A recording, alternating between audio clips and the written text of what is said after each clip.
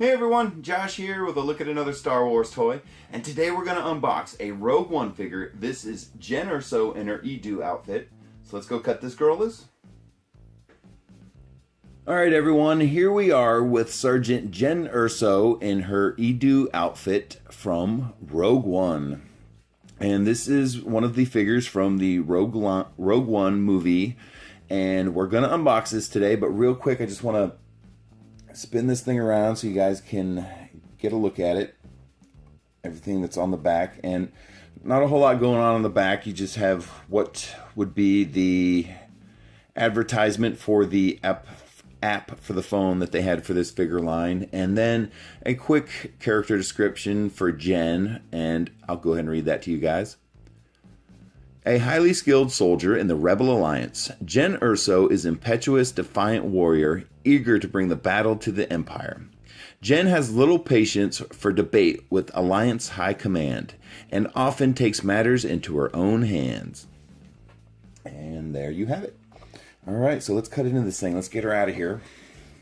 And so, this was the outfit that she was wearing, if you've seen Rogue One, when they land on the planet Eadu, or I guess more accurately, crash on the planet Eadu. And it was the scene where they assassinated her father, and or her, I guess that may not be the appropriate term. Her father was killed, and she, remember, there was a bunch of rain and storms, and it was a dark planet. And then you also have these bonus accessories that the figure comes with, and these are to entice you to purchase the figure. And then of course you have what would be her standard accessory, which is her pistol. Okay, so let's check her out here. And you can see she has like a rain covering, and she's wearing a hat, and she has what looks like some sort of breathing mask around her neck. And we'll check all this out here. I just want to give you guys a look at the figure. And yeah, very nice. And there's some kind of equipment attached to her, but that's all flexible. And I'm looking at all of this. I'm just checking it out myself, guys. All right. So I'm trying to see if any of this stuff on her is removable. And okay, she actually has wrist articulation. Very cool. Okay. So it looks as though you could remove this mask off her, but it also looks like if you do, you might do some damage to it. So that's up to you if you have this figure, if you want to do that. I'm not going to try it here today, but you can see it's not molded to the figure. It is loose. It's a loose piece. But then when you get down here, it looks like it's the part the hose is attached to. It looks like it's glued in there. So you're not actually going to totally remove it from the figure. You might be able to get it off her neck. What I want to see here is I wonder if you can like just get it up over her mouth as if she's using it, like an actual breathing mask. Because I think that might be what they meant for it to do, is be a functional. Yeah, and there's kind of like little things on the side of the helmet, on the side of the hat, that are holding it into place.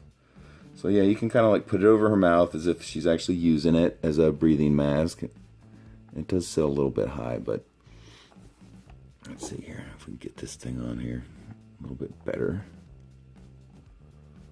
Trying to get it over her nose. There you can see you can put it on her face, and I think if you were to tug on it a little bit more, you probably could pull it off, but I'm not going to do that. But you can see there's a little like notch that sticks out, very tiny, on the side of the hat, and that kind of helps hold it up into place if you want to put it over her mouth. And the hat does not come off. The goggles don't move. They're all molded into position. The rain poncho she's wearing has flexibility to it on the back here, but it does not come off. It is molded to her.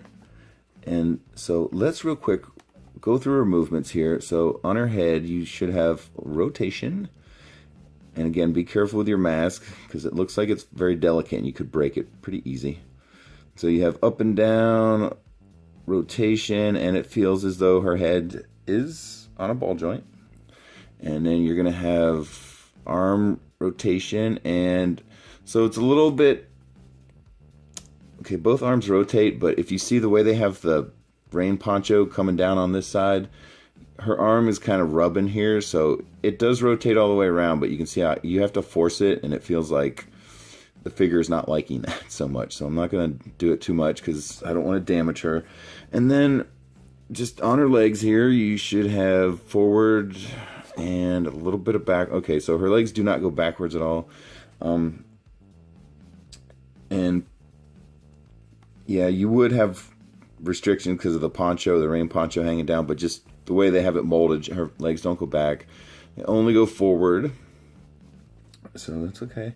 And then you have what appears to be a working holster. Let's check that out. So you have her pistol. And yeah, it goes in there, but you can see how it's kind of interfering with the poncho, the way it comes down. But I'm trying to see if I can get it to sit down a little deeper, but not really. Okay, well, it appears to me it's supposed to sit on the outside of the poncho. You can see that. Okay, so let's see how she interacts with the gun here. And okay.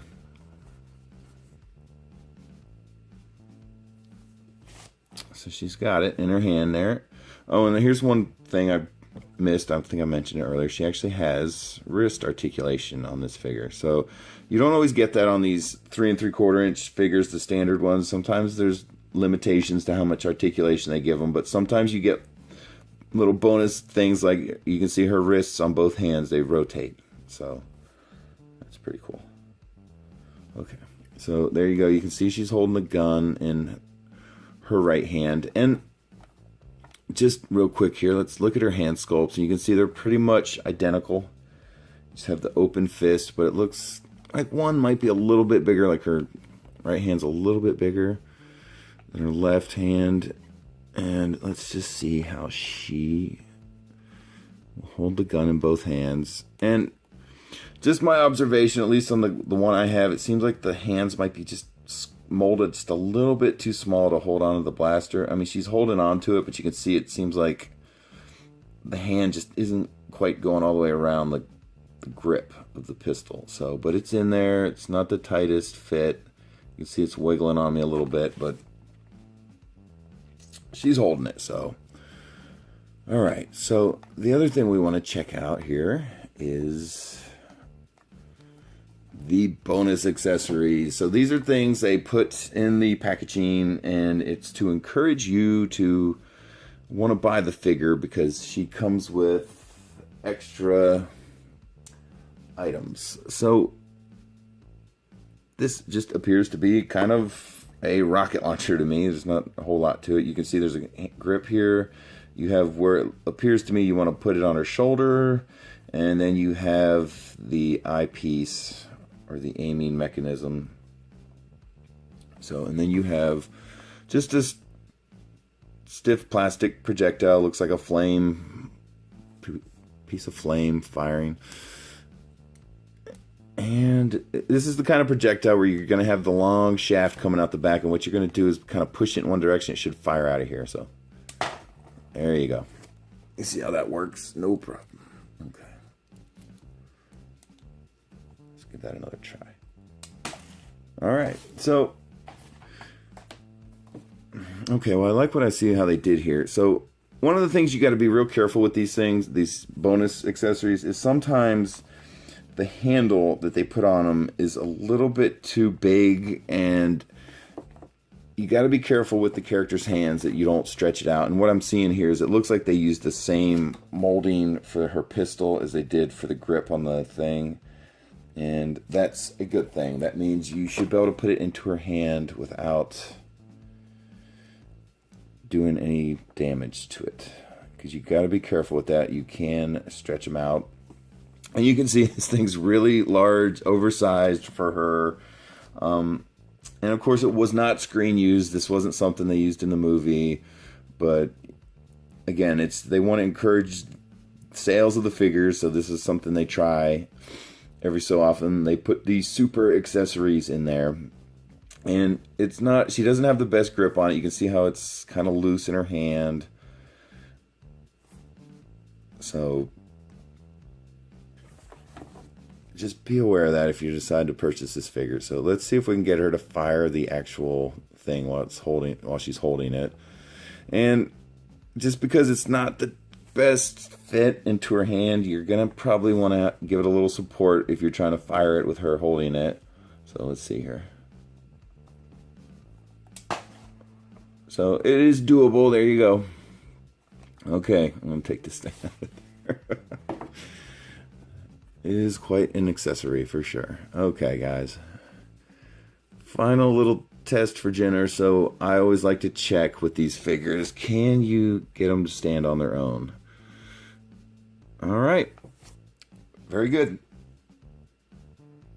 All right, everyone. There she is from Rogue One 3 3/4 inch line. This is Sergeant Jyn Erso in her Eadu outfit.